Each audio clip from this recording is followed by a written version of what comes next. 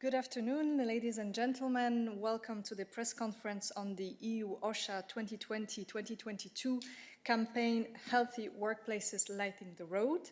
This year, the campaign focuses on work-related musculoskeletal disorders.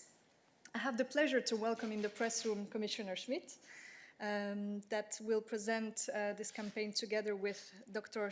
Krista Sedlacek, the Director of the European Agency for Safety and Health at Work, EU-OSHA, and she will join us from Bilbao on the screen. We also have a video message for you today from Mr. Hubertus Heil, the German Federal Minister of Labour and Social Affairs, who could unfortunately not join us today. After the introductory remarks, we will be able then to take your questions. Commissioner, the floor is yours. Thank you very much. Very good afternoon to everybody behind the screens. Good afternoon also Bilbao. Let me start by saying that it is of course a great pity that we cannot meet in person, but in the current circumstances, this is for the best. Indeed, physical distancing, I prefer this term to social distancing, is among the most effective means to protect each other and those who work with us. This pandemic has shown us how tightly health and work are linked.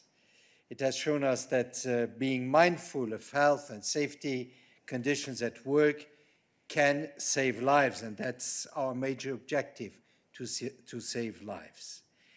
It has also shown us just how crucial occupational health and safety is for our protection, for the prevention of further contagion, for the functioning of our society, and for the continuity of all activities.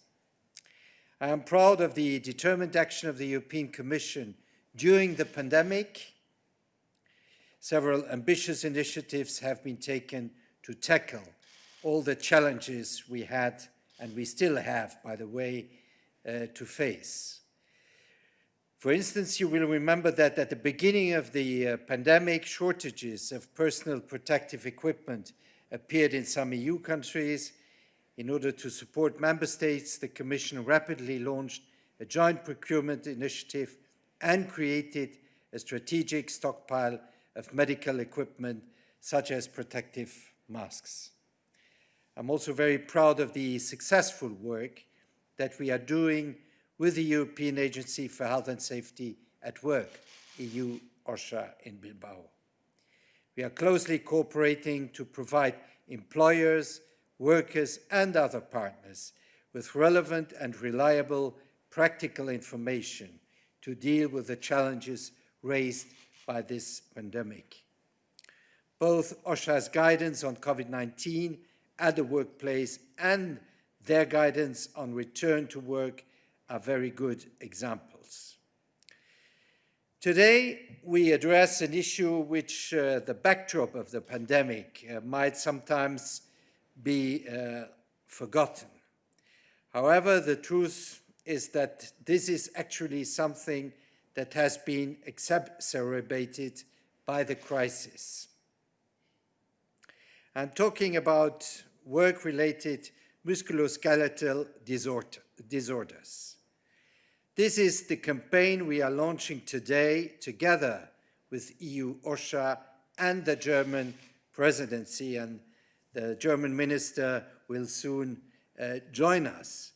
Many of us, 3 in 5, have experienced backache, stiff muscles, or a sore neck as a result of our work. This can severely affect our everyday lives, and it can be detrimental to our physical and mental health. As a consequence, these disorders can result in increased absences from work, and so loss of productivity, and for the companies that means reduced competitiveness and higher costs, obviously. Now that for certain professions, working from home has become a norm rather than an exception, the correct ergonomic conditions may be even more difficult to ensure. I'm therefore glad that the EU-OSHA campaign on musculoskeletal disorders will pay particular attention to teleworking. EU-OSHA works very closely with the relevant stakeholders in the occupational health and safety area, such as member states, national focal points, social partners, experts, and preventive services. In the EU, we have learned, and especially through this crisis, that together we are stronger. This is why I think that even when physically apart, we should redouble our efforts to continue working together to address challenges ahead. Dr. Sedlacek will give you more details about the kind of guidance and materials that are available as part of this important campaign. I encourage all employers and workers and employees to make use of the guidance and stay healthy. Ensuring the best possible work environment is critical for the health and well-being of the workforce. With the pandemic affecting how we live and work, we can all benefit from the guidance and resources published today.